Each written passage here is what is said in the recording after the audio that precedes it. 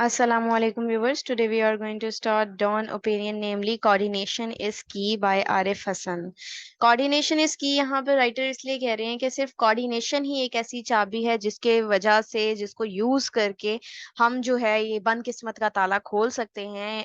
यानी कि हमारी जो पॉलिटिकल इस वक्त क्राइसिस है, इकोनॉमिक क्राइसिस है कंट्री के अंदर, और जितनी भी हमें डिसइंटीग्रेशन नजर आ रही है सोसाइटी में तमाम इंस्टीट्यूशंस के दरमियान, उनको दोबारा से इंटीग्रेट कर सकते हैं, आपस में मिला सकते हैं। लेकिन ये तब ही मुमकिन है जब वो आपस में कोऑर्डिनेट करेंगे, मिलजुल कर काम करेंगे और पॉलिसीज को बेहतरीन तरीके से इम्प्लीमेंट करेंगे। अदरवाइज ये सारे चैलेंजेस हैं कि एक ऐसी ही सिस्टम, एक सिनेरियो चल रहा है जिसमें एक डिसइंटीग्रेशन की सिचुएशन है, ठीक है, और हर कोई एक दूसरे पर ब्लेम डालने के लिए तैयार है। हम इसको स्टार्ट करते हैं। I worked on a number of large community infrastructure development projects in the 1990s. Writer कहते हैं कि वो large number of community infrastructure पर काम करते आए हैं, डेवलपमेंट प्रोजेक्ट्स पे 1990s से, some of which were disasters but who sponsors dub them as best practices. जिनमें से कुछ जो थे वो डिजास्टर्स थे, तबाह कौन थे, लेकिन उनके जो स्पॉन्सर्स थे उन्होंने उनको डब करके ये करार दिया कि वो बेस्ट प्रैक्टिसेस थी। The reasons for the problems with these projects were always the same. लेकिन ये जो रीजंस थे, जो वजूहात थी इन प्रॉब्लम्स की इन प्रोजेक्ट्स में, वो हमेशा से सेम ही रही थी। An absence of coordination between the agencies involve in the project concept. अब वो यही थी कि एब्सेंस थी, गैर मौजूदगी थी, कोऑर्डिनेशन नहीं थी एजेंसीज के दरमियान इन प्रोजेक्ट कॉन्सेप्ट्स में अगर जो इन्वॉल्व थी। Planning and implementation and the blaming of each other of their problems. उसके अलावा प्लानिंग भी नहीं थी, इम्प्लीमेंटेशन भी नहीं थी, और बस जस्ट ब्लेम गेम थी एक दूसरे के खिलाफ, जो कि प्रॉब्लम्स की वजूहात में से बहुत ज्यादा मेन है।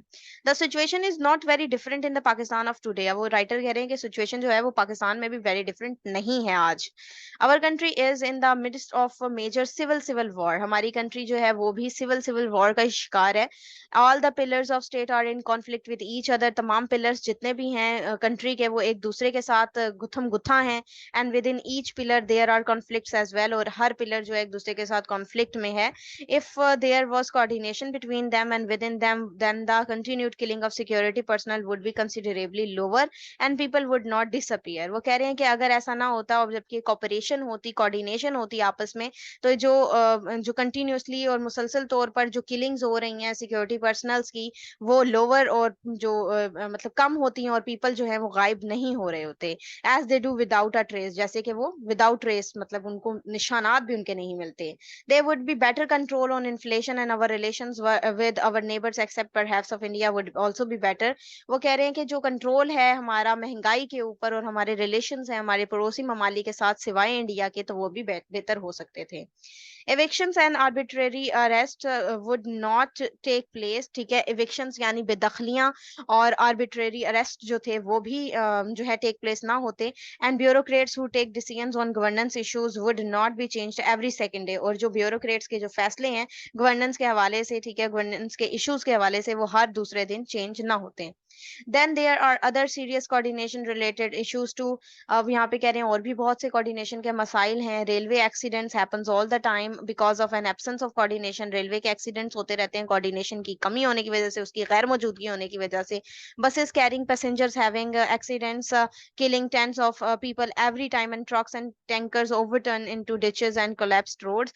और जो ट्रक ड्राइवर्स हैं वो भी धक्के दे देते हैं, ठीक है, मतलब पुश कर देते हैं। गाड़ियों के एक्सीडेंट्स होते हैं, बसेस के एक्सीडेंट्स होते हैं, ठीक है, और बहुत सारे लोग जो हैं वो मर जाते हैं। टेंस ऑफ पीपल्स उनमें से हर एवरी टाइम जो है वो मरते हैं, डिचेस में, गड्ढों में गिर जाते हैं। कोलैप्स रोड, टूटी फूटी सड़कों की वजह से ये इंसिडेंट्स होते हैं, मेकिंग ट्रैवल डेंजरस। और ये तमाम जो टूटी फूटी सड़कें हैं ये ट्रैवल को मुश्किल में खतरनाक बना रही हैं। We can not decide who is responsible for this. हम ये डिसाइड नहीं कर सकते, फैसला नहीं कर सकते कि इन चीज का जिम्मेदार कौन है।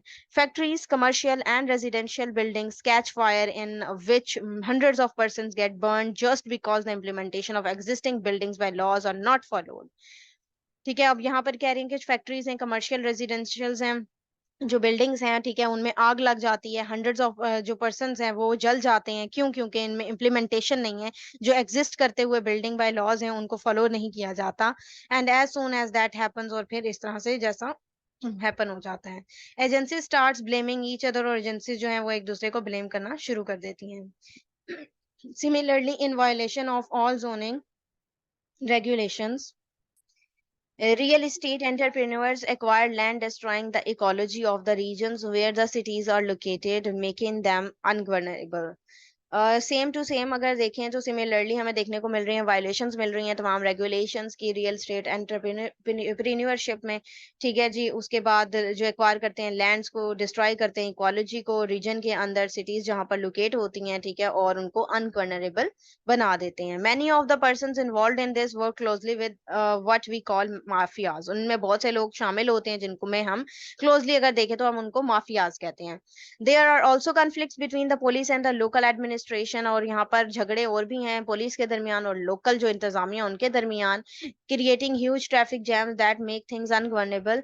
ठीक है, जो कि एक ह्यूज ट्रैफिक जैम बना देते हैं, जो चीजों को जो है वो अनगवर्नेबल बना देते हैं, resulting in car parking issues, जिनके रिजल्ट में कार पार्किंग इश्यूज आते हैं, that are manage by private mafia, जो कि मैनेज करना होता है प्राइवेट माफिया ने इन लीग के अंदर with section of the police and local government.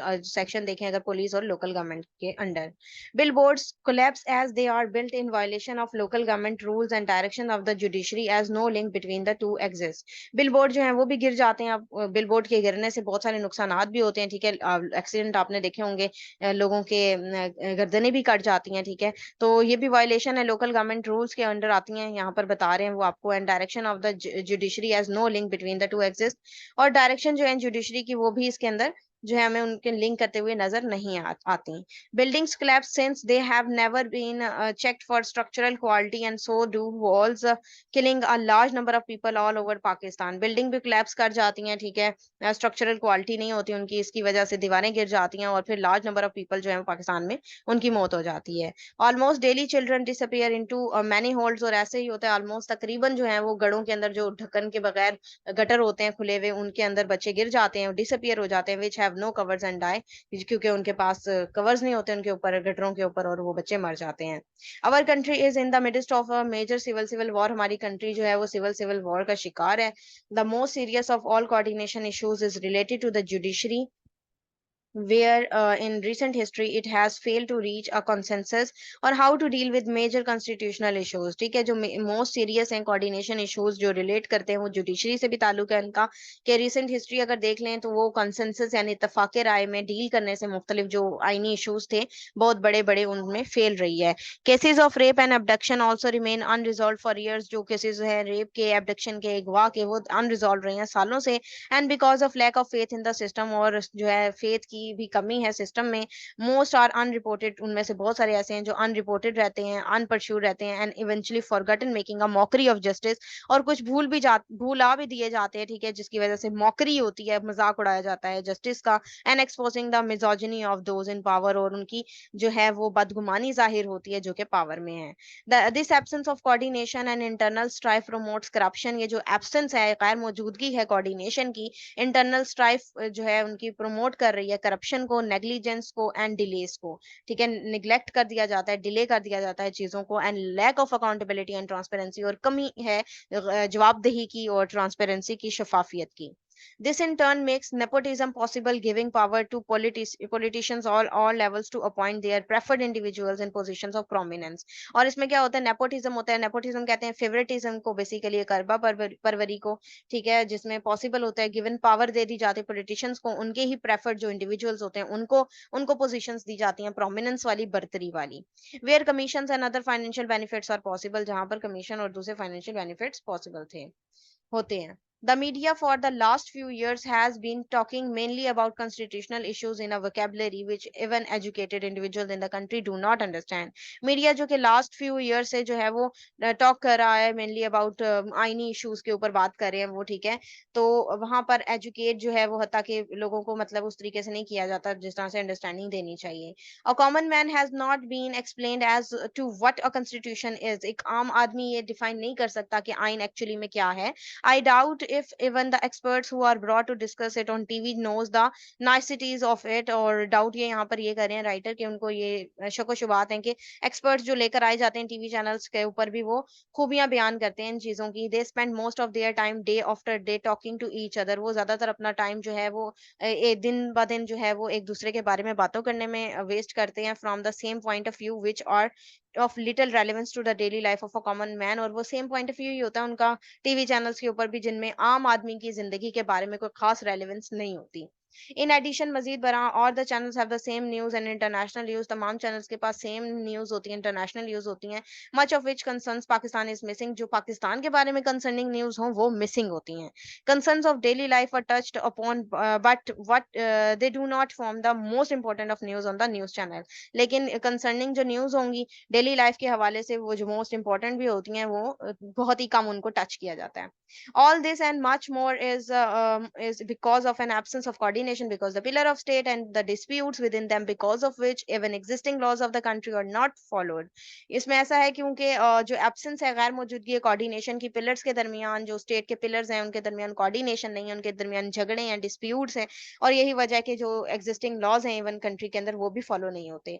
In the meetings of bureaucrat it is common that some representing a particular agency do not turn up or called away by a senior bureaucrats or politician। तो जो meetings होती हैं bureaucrats की, उनमें भी जो common representing होती है पर्टिकुलर एजेंसी की, उनको भी टर्न अप नहीं किया जाता, और सीनियर ब्यूरोक्रेट्स या पॉलिटिशियंस उसको दूर कर देते हैं, इग्नोर कर देते हैं। Minute sometimes do not reflect the discussion that have taken place, और जो माइन्यूट होती हैं अक्सर औकात उनको रिफ्लेक्ट नहीं किया जाता डिस्कशंस के अंदर। For any public sector reforms, coordination between different agencies and their mid-level staff has to be guaranteed so that existing rules, regulations, and procedures can be followed, making the implementation of some very progressive laws possible।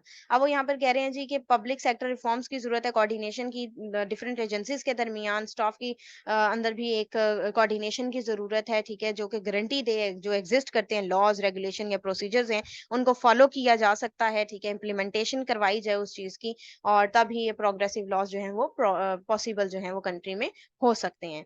ये था इसका analysis. अगर आप लोगों को ये पसंद आया तो काइंडली इसको लाइक कीजिएगा, शेयर कीजिएगा। Thank you very much. अल्लाह हाफ़िज़।